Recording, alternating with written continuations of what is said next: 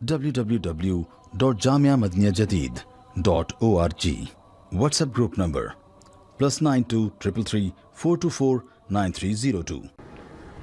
الحمدللہ رب العالمین والصلاة والسلام على خیر خلقہ سیدنا و مولانا محمد وآلہ واصحابہ اجمعین، اما بعد۔ حدیث شریف میں نبی علیہ السلام نے ارشاد فرمایا، الظلم ظلمات یوم القیامہ، او کما قال علیہ السلام، کہ ظلم قیامت کے دن اندھیرا بن جائے گا، اندھیرے کی شکل میں اس کا ظہور ہوگا۔ جتنے زیادہ ظلم ہوں گے اتنی ہی اندھیریاں اور تاریکیاں ہو جائیں گی گہری۔ تو ظلم کا جو اثر ہوگا وہ آخرت میں اس شکل میں ظاہر ہوگا۔ دنیا میں جب انسان ظلم کرتا ہے تو زیادہ سے زیادہ مانتا ہے کہ میں نے ظلم کیا، لیکن اندھیرا نظر نہیں آتا اسے۔ یہاں جب ظلم کر رہا ہوتا ہے تو بلب بھی جل رہا ہوتا ہے، بلب فیوز نہیں ہوتا کہ اندھیرا ہو جائے۔ سورج بھی طلوع ہوتا ہے کہ آج ظلم ہوا اور سورج طلوع نہ ہو، یا ظلم ہو گیا تو سورج میں تاریکی آ جائے، ایسا بھی نہیں ہوتا۔ یہاں نہیں ہوگا، یہ اور جہان ہے، وہ اور جہان ہے۔ یہ عمل کی دنیا ہے، وہ بدلے اور صلہ کی دنیا ہے۔ اس کائنات میں جو کیا ہے، جیسی کرنی ویسی بھرنی، ایک دن جیسا کیا ویسا وہاں بھرے گا۔ تو فرمایا ظلم جو ہے یہ تاریکیاں ہوں گی۔ جتنا زیادہ ظلم ہوگا، اپنی تعداد کے اعتبار سے بھی زیادتی ہوتی ہے اور کیفیت کے اعتبار سے بھی زیادتی ہوتی ہے۔ ایک آدمی کسی کو روز پیٹتا ہے، مارتا ہے، تو یہ ظلم ہے، روز کر رہا ہے۔ اور ایک ہے ایک ہی دن پکڑ کے اس کو ذبح کر دیا، اس کے جسم کے ٹکڑے کر دیے، تو یہ کئی دن ظلم تو نہیں کیا، لیکن ایک دن ایسا ہی کیا کہ یہ ان سارے ظلموں پر یہ بھاری ظلم ہو گیا۔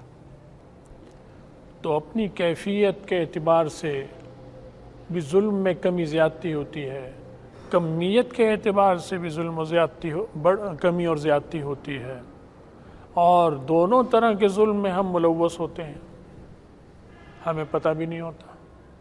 اپنی زندگی میں انسان بہت زیادہ زیادتیاں کرتا ہے، اور دونوں طرح کی زیادتیاں ہوتی ہیں، دوسرے کے ساتھ بھی کر رہا ہوتا ہے اور اپنے ساتھ بھی کر رہا ہوتا ہے۔ اور جس وقت ظلم کر رہا ہوتا ہے اس وقت تو ہر حال میں وہ اپنے ساتھ ہی زیادتی کر رہا ہوتا ہے۔ اسے لوگوں کو نظر آتا ہے اس کے ساتھ زیادتی ہو گئی، وہ تو ہوئی، لیکن اس نے اپنے لیے بہت بڑی خطرے کی چیز تیار کر لی۔ تو قیامت کے دن ظلم کس شکل میں ہوگا؟ کیونکہ اس جہان میں شکلیں دی جائیں گی اعمال کو۔ جیسے نیک اعمال بھی اچھی شکل میں سامنے آئیں گے جس سے اسے سکون ہوگا، قبر میں آئیں گے، قبر بالکل وحشت کی جگہ ہوگی، نیا نیا گھر ہوگا اور وحشت اور تاریکی، اور سب بچھڑ چکے ہوں گے، کوئی بھی پاس نہیں ہوگا، نہ ماں نہ باپ نہ بیوی نہ بچے۔ تو وہ تو جو گزرے گی اللہ ہی جانتا ہے، جس پہ گزر گئی، اور جو ہم پہ سب پہ گزرنی ہے اللہ آسان کرے، بہت ہول کی چیز ہوگی۔ تو یہ اعمال اچھی شکل میں آ کے اسے سکون اور اطمینان کا باعث بنے گا۔ اس کے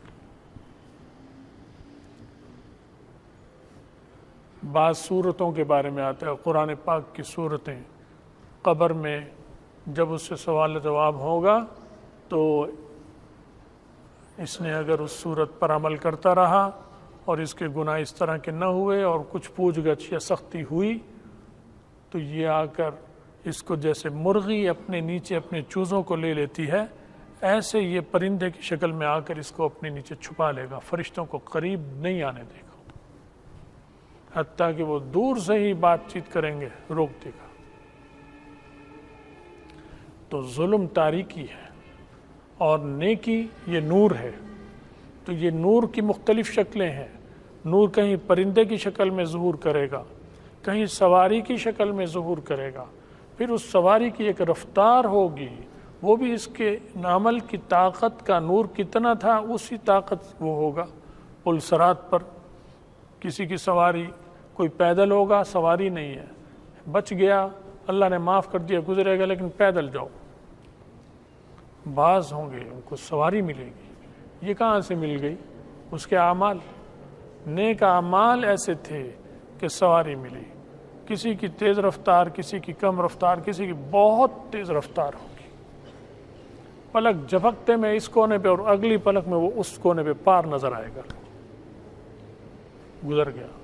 نہ اسے پتہ چلے گا، نہ لوگوں کو پتہ چلے گا. ابھی نظر آیا تھا اس کنارے پر، اب دیکھیں وہ تو ادھر کنارے پہ پہنچ چکا ہے. بجلی اور روشنی کی رفتار سے بھی تیز. تو یہ اعمال، نیکیاں نور ہوں گی اور نور کو شکل ملے گی. جنت کی شکل یہ بھی نور ہے. یہ نیکیاں جو ہیں، یہ جنت کے درجے جو ہیں، یہ اس کے اعمال کے مطابق درجے ہوں گے. تو یہ بھی جنت جو ہے، اس کے اعمال کو وہاں شکل دے دی اللہ نے اس طرح کی. یہ حوریں بھی اس کے ان نیک اعمال کی مختلف شکلیں ہوں گی جو اس کو ملیں گی. اور کھانے پینے، یہ سب اس کی نیکیاں اور نیک اعمال. حدیث میں آتا ہے جنت ایک چٹیل میدان ہے.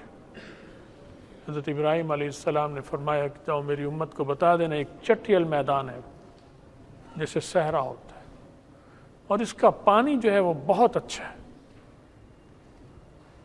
تو میدان چٹیل ہے، مٹی بہت اعلیٰ ہے.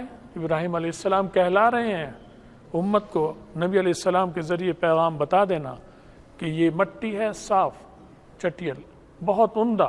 یعنی اس میں صلاحیت ہے کہ اس میں بڑی عمدہ کاشت ہو سکتی ہے.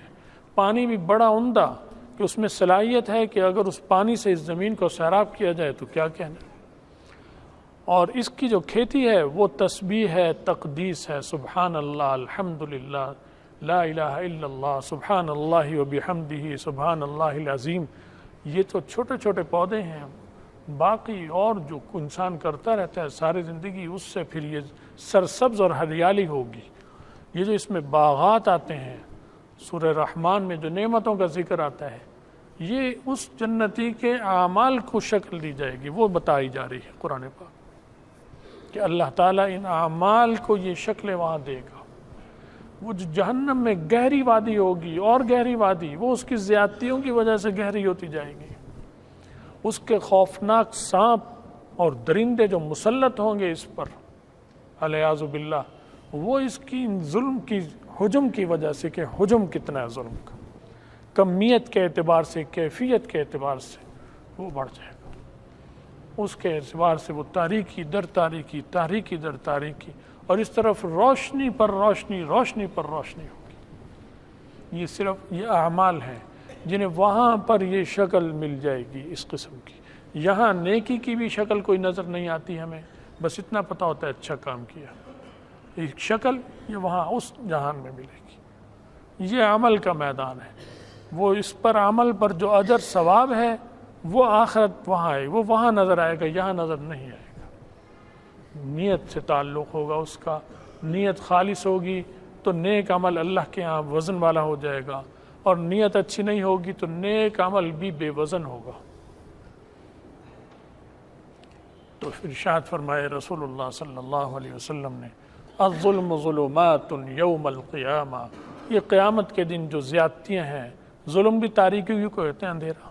یہ جو ہم ظلم کا لفظ اردو میں ہی بولتے ہیں، ظلم ہو گیا جی، بڑا ظلم کیا. اردو میں ترجمہ کریں، اس نے تاریک کر لیا، تاریک کر لیا، اندھیرا کر دیا، بتی بند کر دی. بتی جل رہی تھی، بند کر دی. زیادہ ظلم کرے گا تو گویا اس نے پیچھے سے مین سوئچ ہی بند کر دیا، گھر کی ساری بتیاں بند ہو گئی. گھر میں اگر کمرے میں 8-10 بلب چل رہے تھے، اس مین سوئچ سے سب. اگر چھوٹے درجے کا گناہ ہے تو سمجھو ابھی ایک بٹن دبایا، ایک بلب بند ہو گیا، پھر دوسرا بند ہو رہا ہے، پھر تیسرا بند ہو رہا ہے، پھر کچھ جلتے چھوڑتی ہے، باز آ گیا. تلافی کرے گا تو وہ روشن ہونا شروع ہو جائیں گے. تلافی اللہ سے سچی توبہ استغفار اور آئندہ نہ کرنے کا وعدہ اور نہ کرے. پھر حقوق اللہ میں، حقوق العباد میں جو زیادتی کی ہے، چاہے وہ بیوی سے کی ہے، چاہے بیوی نے کی ہے، چاہے ساس نے کی ہے، بہو بدلہ دینا پڑے گا یا یہاں معاف کرا لے.